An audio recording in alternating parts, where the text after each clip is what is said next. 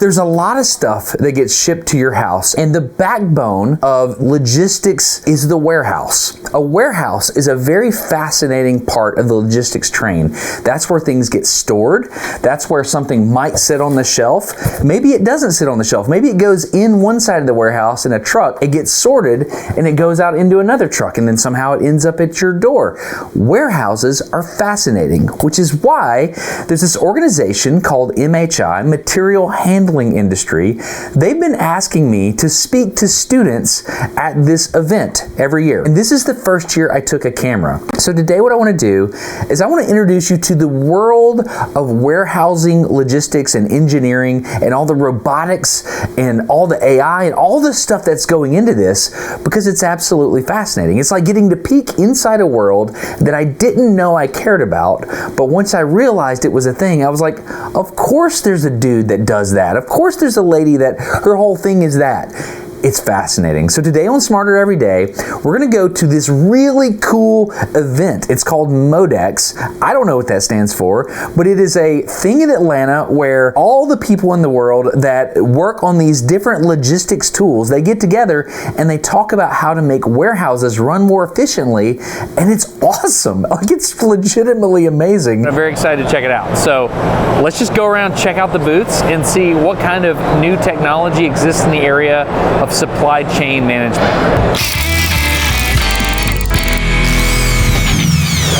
How's it going? I'm Nick. I'm Destin. What's up, Nick? What do you guys do? So Eurosort has been around. We specialize in unit sortation.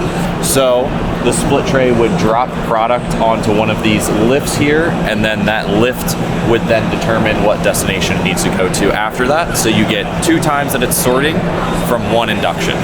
What do you mean 2 times? Yeah, so induction means I put the item in. Put the item in, okay. Onto our loop sorter.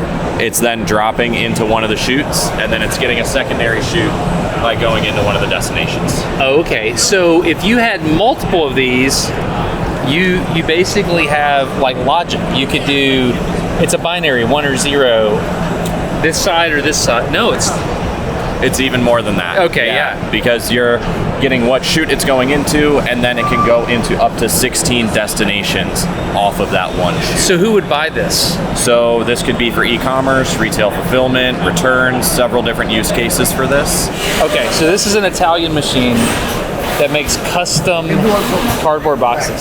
So it's gonna make a box to fit that. So I can watch this go through, it'll make a custom box.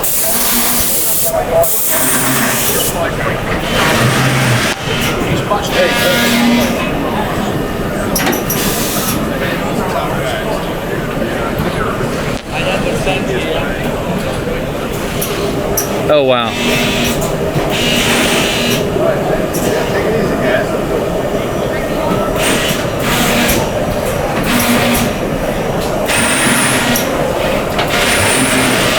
Oh, that's cool.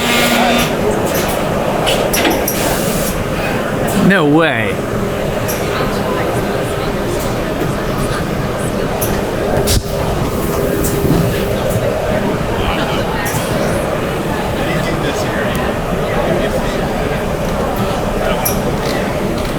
Is that it? What?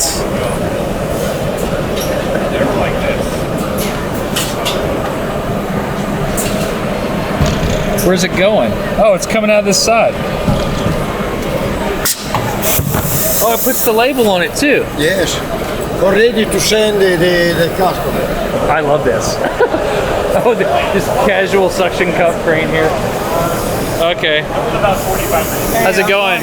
I'm Destin. I'm Prasanna. Nice to meet you, Prasanna. What's up with your suction cup crane here? This is our vacuum lifter. Vacuum lifter, okay. So we use it for lifting boxes, bags, drums, or any different items. Yeah? So when the suction cup touches the box, it sticks instantly and it starts lifting by itself. So it takes the effort out of lifting, makes it easier for people. Are you using vacuum to lift or cable? Yes. There's no cable, nothing. It's fully vacuum. It's just air that's getting sucked out. I so see. Once it sticks to the product, it starts building up the vacuum, and then it starts to lift by itself. Oh, because the vacuum. So this is a coil. Yes, so it is a hose with that coil that can compress and expand. How do you change? I see another one for the cat food there. How do you change this out? So for changing it, you got Done. change. That was fast.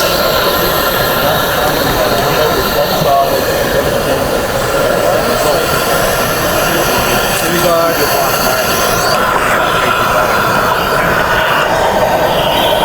That was fast. and then you want to lift the bag. That's awesome, man. And you just have one control. That's release, that's pressure. Yes, so when you want to go down, press this, it comes down, you let go to go up. Once it touches, it sticks by itself, starts lifting up. You want to put it down, press it all the way, and take it out. My name is Destin. Can I film you? Yeah. So I got a buddy that installs racking for warehouses. Okay.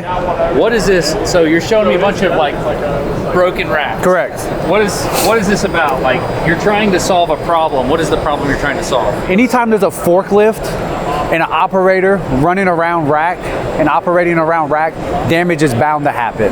Okay. Now the problem with damage is it lowers the capacity. It's a safety concern. With that safety concern comes speed. How fast can we get that fixed? So when you order a full frame, which is traditional, so you take all the material down, all the beams, all the wire decks, and wait 3 to 4 or 5 weeks for the new frame to come in. Yeah. So what we're producing is a pallet rack repair kit, which is a modular kit. It's a red, white, and blue components. So if you need a 36-inch kit, the customer would call to say, hey, I have a 36-inch damage. I'm able to cut it to size and have it ready in 20 to 30 minutes to ship out and be ready to go. So instead of waiting 3, 4, 5 weeks for a new frame to show up, we're able to get in and do the repair next day or a week if we need to do 100 of them. So your company also does the repair? We also do the repair. You get on a plane or do whatever you got to do. We drive mostly, but yes. And anytime rack looks like this is a safety concern. So this is how they put a sister jack beside it. That's our PE stamp jack. Oh, I see. Yeah, They're holding it top. They hold it, support, and put this in place, relieve the pressure. We're able to cut out the damage. We're able to put our kit in. We're in and out of an aisle within 25 minutes to an hour, depending on how tall the kit is. What do you guys do? We're a custom conveyor manufacturer. Uh-huh. So Just conveyor belts. Yes, this one is fully battery operated. So battery powered. It's a battery powered conveyor belt. Yes, that is Why correct. would I need a battery powered conveyor belt? If you have something temporary, if you need to move it around your facility or a plant, So something this like is like a quick solution. quick solution, yes. They are fully battery powered. These are? Yes. Yep. This unit we've ran for all 3 days of the show. Oh, that's powered. Oh, I see now. I see. And if you come over here, it's still got 56% battery You've been life running left. 3 days and you're still like that. So Yes. this is like no joke. Correct. We got to make stuff now. We need a conveyor belt. This solves the problem. Yes. Is this rotating? Yes, that is correct. So It's a taco turn, so it's in and out 180. And this is what we call our taco turn. taco turn. When you talk about footprint optimization, you Okay, that's crazy. Why would you need that? So what you could do is you could put like a straight unit here, straight conveyor here, and another straight conveyor here, and it's conserving you on your floor space. So you do an in-feed conveyor here, and then you'd have your discharge conveyor here. Taco turn. Yes. I love the name. Okay, let's be real. You are not going to care about the rest of this video unless we first understand the dynamics of the tortilla. Okay, so let's look at the taco turn. So if you think about this, here, let's put a little hole in this. Okay, so that is turning, right?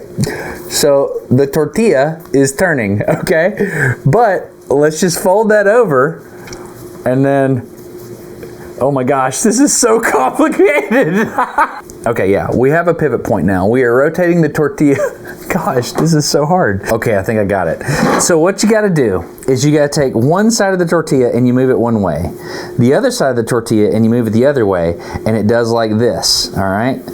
So this is not great for video, but like if I'm moving the back part of the tortilla in one direction and the forward half in the other direction, it goes like this. It's like an infinite taco. It reminds me of the time I learned about hyperbolic paraboloids in Calculus 3, only this is tortillas and warehouse logistics. robotics. So anyway, one side goes one way, one side goes the other way, and the result is the taco turn. Nobody expects a guy to care about this stuff, but I very much care about this stuff. Okay, this is Kevin and Fanuc. Is that how you Fanuc, yes. Fanuc. Okay, this is one of the more popular robot companies in the world, right? Arguably, yes. Arguably, yes. Okay. Is sensing you, so if you get too close, it'll stop. Okay. But and this being a collaborative robot, it can bump into you and it'll stop. But yeah, what this system is doing, it's a Fanuc CRX 30 integrating with an auto AMR. So basically, AMR, What is? autonomous mobile robot, I believe is the. Sorry if I got that wrong. No, that's fine.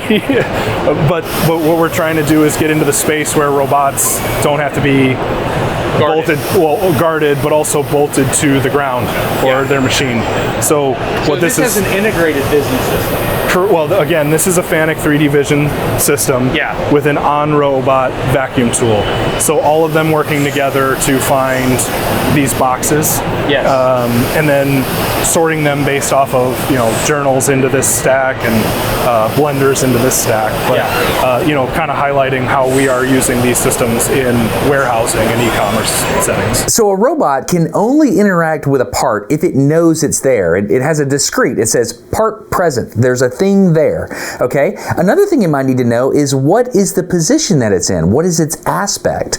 There's a whole area of logistics and control that has to do with cameras. It's called machine vision. So the next booth we're going to walk up to, this person is selling cameras that have machine vision applications. What kind of things do people use machine vision for in the logistics industry? Scanning packages like on industrial automation lines where you have high flow rates of like boxes flowing by, but you need a kind of reliable, rugged industrial camera to be able to take an image and have it work 24/7 and not break. Interesting.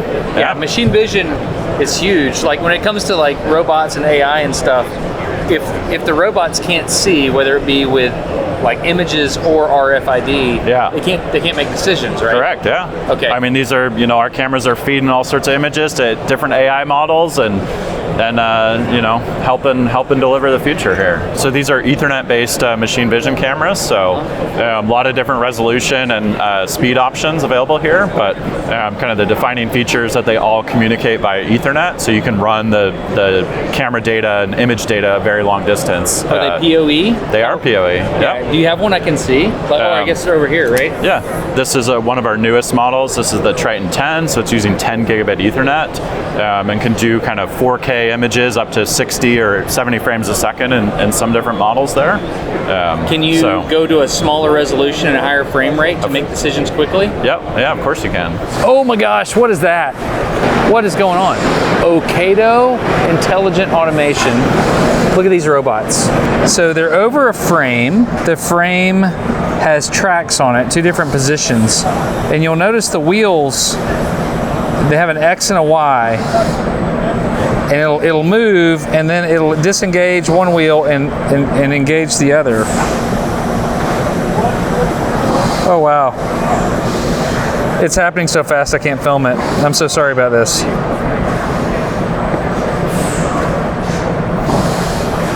That's amazing. And then they have these pickers as well. They can pick individual things out of the...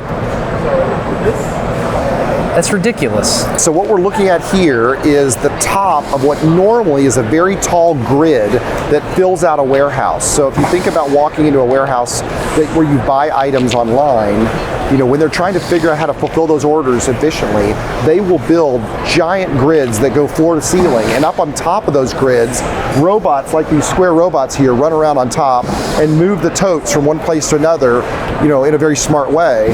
And these other robots here, the ones with the arms, they are picking items from supply totes and putting them in order totes. So these robots are made to interface with these. Exactly. Is that right? Exactly. Each of these robots has the ability to reach way down into these stacks of totes and pick the tote that's on the top of the stack.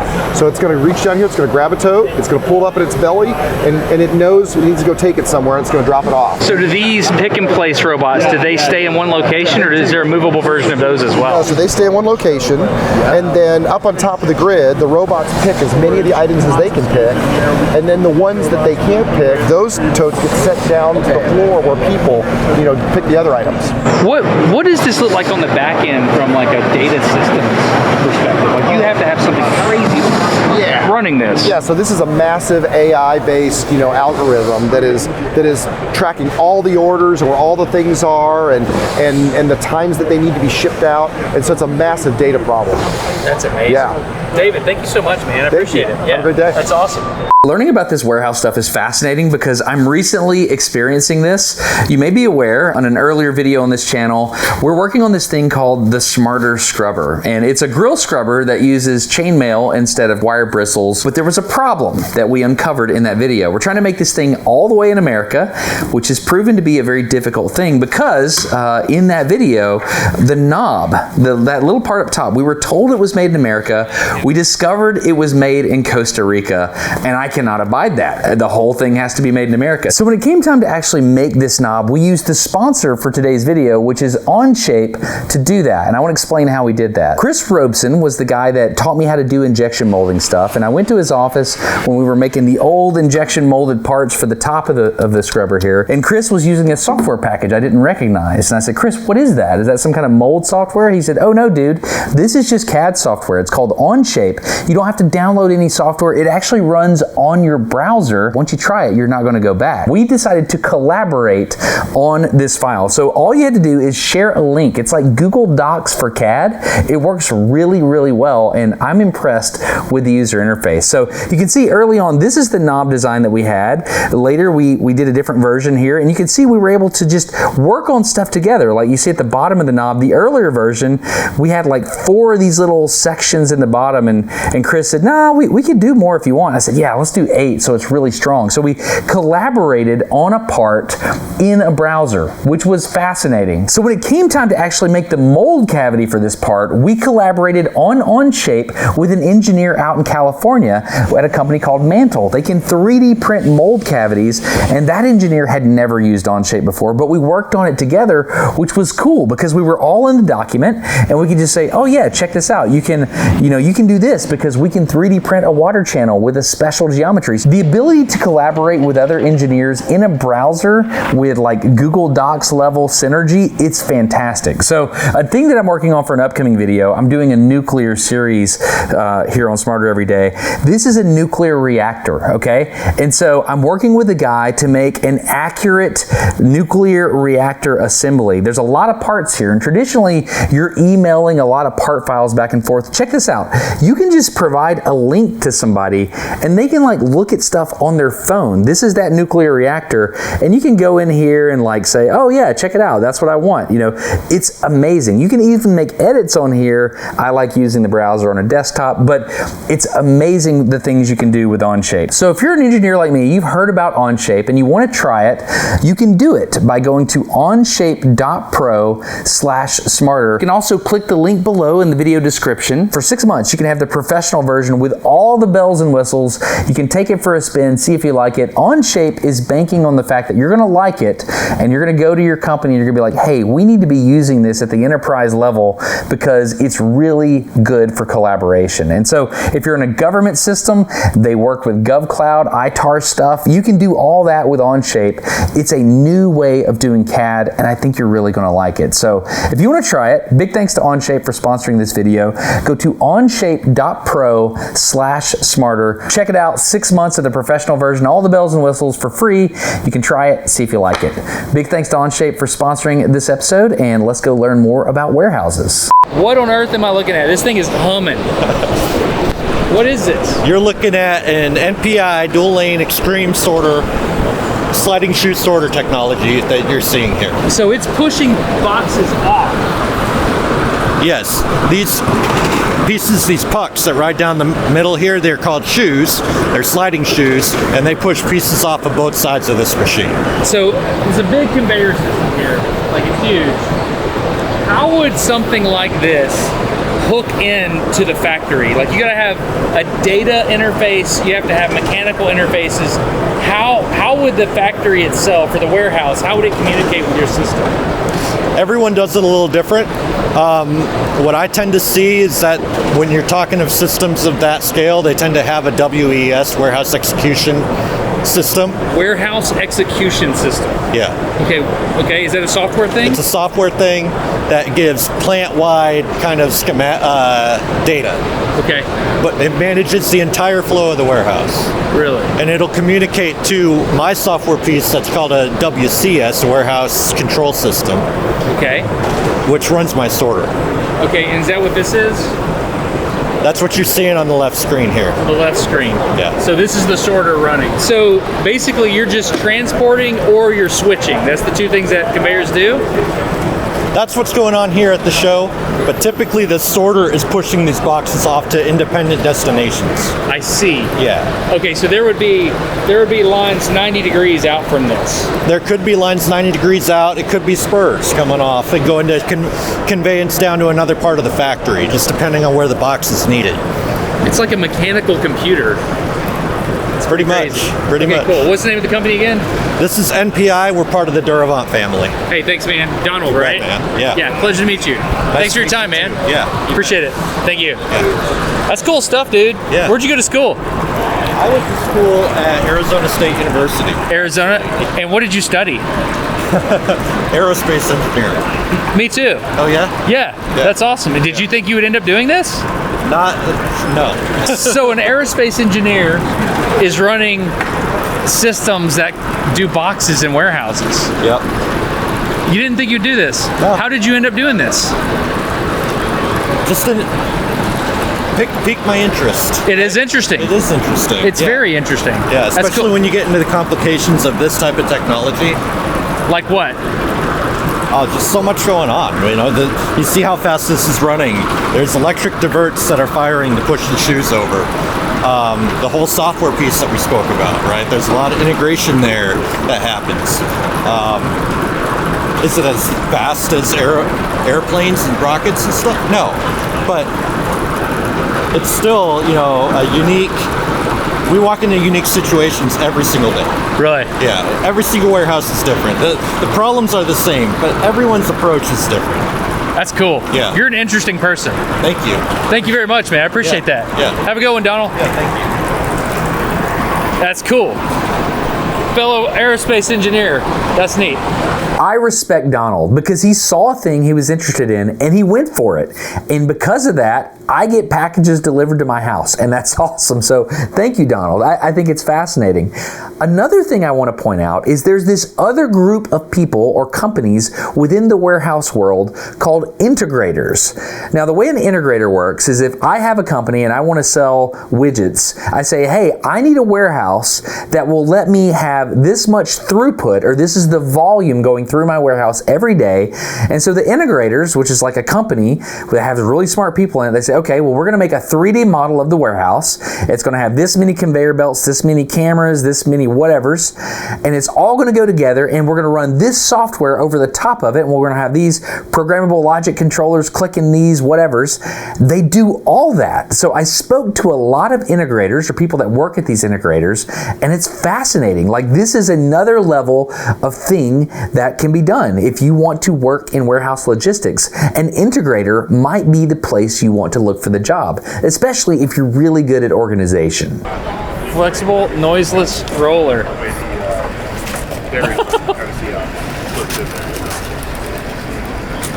Oh, it's changing velocity. Why do you change velocity? Just to make it. Are you making it ramp before it gets off, before it shoots off? It's a waterfall, so basically we're singulating these products. Oh, So as singulating. yes, So products are together, and singulation is when you spread them out. correct. It's spacing them out. And you do that with speed Correct. And the box sizes. and the box sizes. Because of the weight difference in these boxes, it's going to go ahead and separate itself out. That's amazing.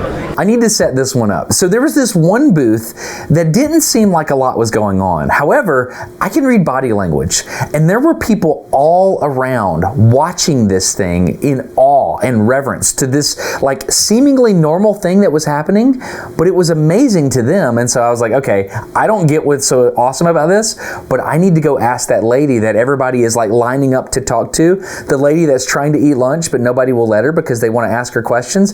I need to go talk to her. are? Eva, I'm Destin. Nice to meet you. Great to meet you. Okay, and so someone told me to come look at this booth. Okay. Okay, and I come over here and I'm seeing this forklift. It's called a Gideon forklift. That's right. It's called Tray for trailer loading and unloading. Trailer loading and unloading. Mm-hmm. Okay, and it's just right behind you and you're not even worried about it. Nope, not worried at all. Okay. Yeah. So it's my understanding that there's something special about what is happening here, and I don't really understand it yet. What's going on? Yeah.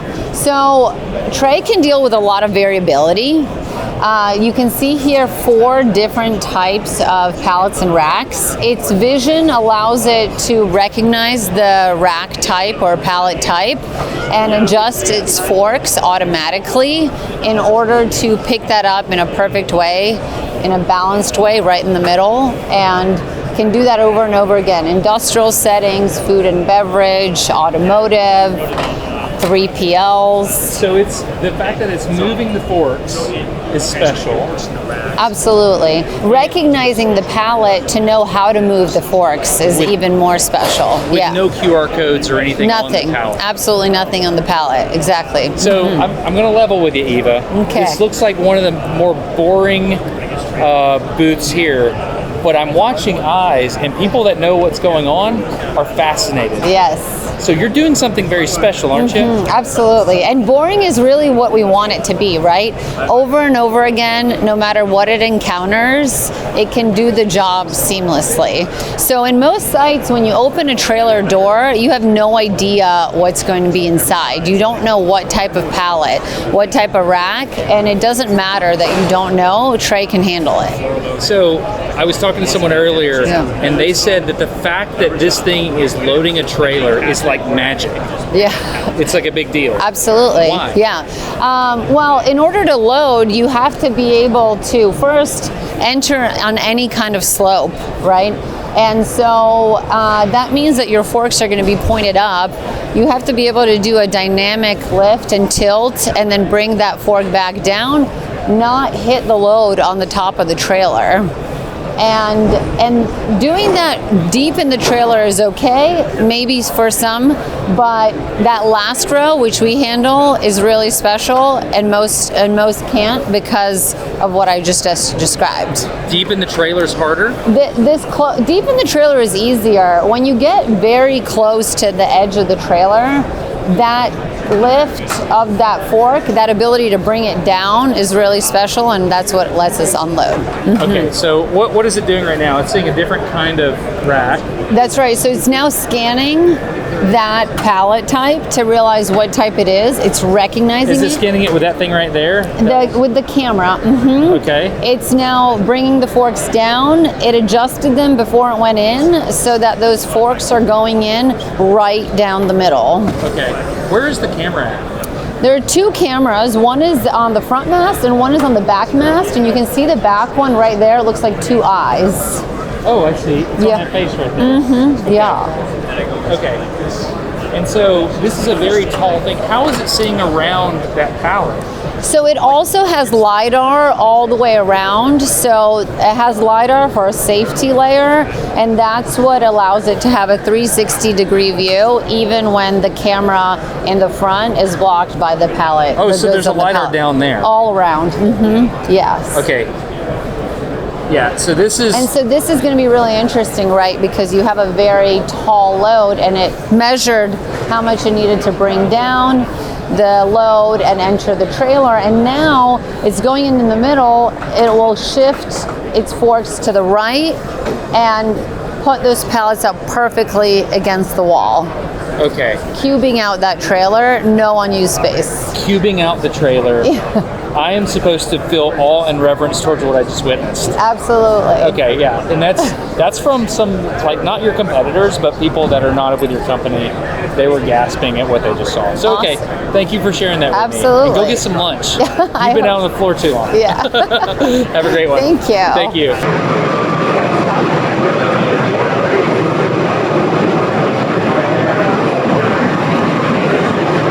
This has me thinking a lot about the shape of robots.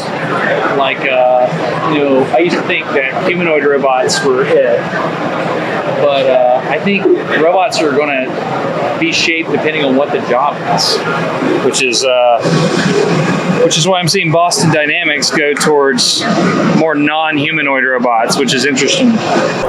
Okay, I'm in Hall C. There's a lot of smaller things here. I'm seeing casters, like wheels, which is cool. I'm seeing ladders. I'm seeing gloves. There's a lot of stuff going on in this room right here. This next booth caught my eye, literally. It was a shiny moving thing. I was like, what is that? I gotta give you a hint because it took me a while to get up to speed, pun intended. This is a motor that powers a conveyor belt, but it's designed in a really interesting way. I saw your display here, and I don't know what it is, but I know I want to learn about it. Okay. It's called a drum motor? We refer to them as drum motors, yes. And what makes our technology unique is it's unitized. Everything is internal. The gearbox, the motor, and the bearings, and they all run in the oil. It has a square shaft, and we hold the square shaft, so everything turns around the square shaft. The conventional, or what we refer to as a standard drive, will have the motor, gearbox, bearings externally. Right. So not only do you create space on the outside that maybe some customers don't have the room for, it has a lot of other efficiency reasons to keep this all internal. The motor's not driving, it's being externally driven, right? No. See, that's where Even most though people... it's split like that? Well, this is a sample display of a 3/4 wound stator, so it's not making a full magnetic field, so you can't really... it's not giving you full torque. I see. Yeah, but it's still enough of the motor there to run. Yes. Yes. I've never seen 3/4 of a motor run. That's amazing. Yes, and so what I believe, actually, it's the owner of our company in North America, I think it's a patented design, that 3/4 stator. Really? Yeah, he did that just so it would run enough to see the rotor turning internally. So you have other ones over here too? Yes, absolutely. So I'm assuming you do this because you don't have to worry about corrosion as much. Is that why you would do this? Yeah, we have two types generally. We have our sanitary series, which is a washdown series. Yeah, rated, typically they're stainless, they're sealed, they're rated to IP69K, which I think is about 3,000 PSI, like 3 inches. I'm trying to stop it and I have no chance. Yeah, and to be honest with you, they're running on VFDs, so we can adjust the speed, but they're 110 inputs, and they're displays, right? So you're not going to get the full torque out of these. These are profile shells, and what we do with these is this allows us to make the most sanitary drive for conveyor belts in the system, mainly for high sanitary conditions, food industry, meat, poultry, cheese, because it's the easiest cleaning model that you will see. Is that stainless steel? It is stainless steel. That is an expensive thing to do. I used to work at a food place, and everything had to be Delrin or stainless steel. Yeah, absolutely. And if you see this, we can run plastic modular belt, like on the top. That's a plastic modular belt. Big conveyor belt could run right over the top of it. Right, and that's what it's designed to do. So the whole thing is the motor? Yes. Well, the gearbox, the bearings, and running in the oil. And so here's a good example of the square shaft. We hold the square shaft and everything turns around it. So nothing is rotating besides the drum itself. We make custom mounts, we have standard mounts, and then we even have some customers like this example where they slot the shaft and you can actually just drop the square shaft in. So if you were to take the belt apart, it's real convenient because it's a no tools removal. So this is David, and you have an automatic wrapper machine? Yeah, this is what we call an automatic L-bar sealer, fully automatic. You bring the product onto an infeed, and then you allow the product to go on. And the product will get through separation because of the conveyance. Oh wow. Then we overwrap it and side seal it. This is uses center folded film, and it'll come through the tunnel. This machine will run 45 to 50 packages a minute. Is it shrinking it? This is shrinking it, yep. Wow. Yep. And sealing it. Was that plastic a tube or was it a sheet? It's a sheet. And because of it folded over like that. It's what they call center folded. It's center folded coming out this way. So now that back end is sealed, that end is sealed, it'll go that way, and then seal it all corners. And your logo is under your thing there. So your Best Pack? Best Pack, and we do Best Pack BPX. BPX is our shrink division, and we're known for our case erecting, case sealing equipment. Case? Case. Oh, like any kind of case? Any kind of, no, this is what we call a package. Let me show you. Okay, yeah. So this case and a smaller case, so we randomly running product here and sealing the top. All right, so you put it in there, so centers Centers it. The machine now sets itself up for that centering. Minor and major flaps folded. It's pleasant. Yeah, it's good to hear. It's really fun. Yeah, well, this is just a sealer, but we also make case erecting. So you put empty blanks in. You gonna redo it? You gonna do the small one? Yeah. And it's figuring it out automatically. I don't know why, I like that part a lot. And then you got that little tape at the end. Yep.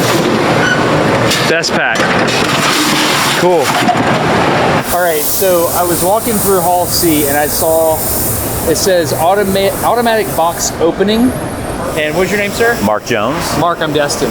Destin, nice to meet you. I've seen a lot of machines that close boxes. I've never seen one that automatically opens a box. Well, it's great because we have the patent on it. Let's try to get a box through for you. There we go. I can't see it. All right, it's going in. So it's going in. So it's scanning? That's not scanning. It's more dimensioning there, but as it gets into the tunnel, this is really just a safety tunnel. Where do you want me at? Right here. It's right there. You can see the laser dimensioning it. This is cutting all the way through it on 4 sides. What? Going to the delitter, which will then take it, put it onto a belt, which will then take it to refuse, right? And then really that's it. It's done. Now we have additional things. This is automatic labeling. Yep, you sure can. And then this takes it into a sortation system. And you can pick and place or whatever you need to do. Yeah, you can sort it by store, by SKU, by department, anything you want. What does it do with a damaged box? Well, we have a tool and it's patented. I can show you. Can we crush a box and see what it does? We can do that. There's one. That one's kind of damaged right there. Well, it's not super damaged. It'll still know it. Can you like crunch the corner in or something? Yeah. You know, it's got a little bit to it. And it's kind of like a. Can I hit it? Yeah, you can hit it. Just like.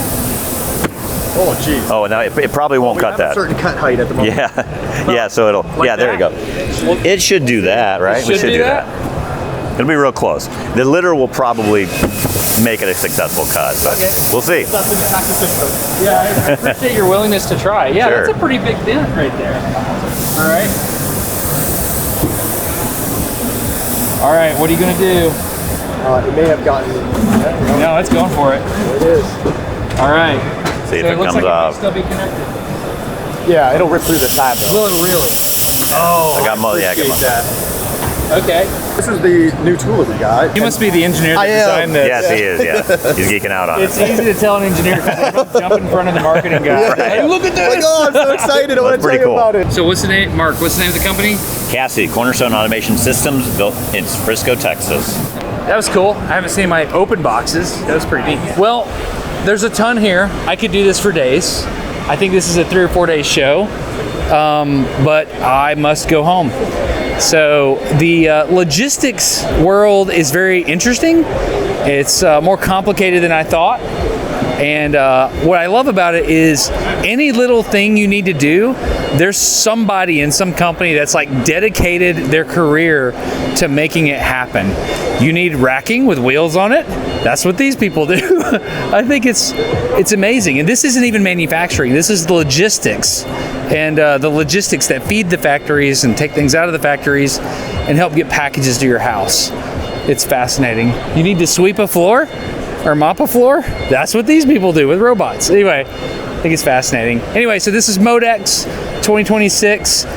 Big thanks to the Material Handling Industry Group, MHI. They invited me out to talk. I gave a speech. They did not pay me to do this video. I just wanted to because it's awesome. And I think it's neat. Anyway, I'm Destin. You're getting smarter every day.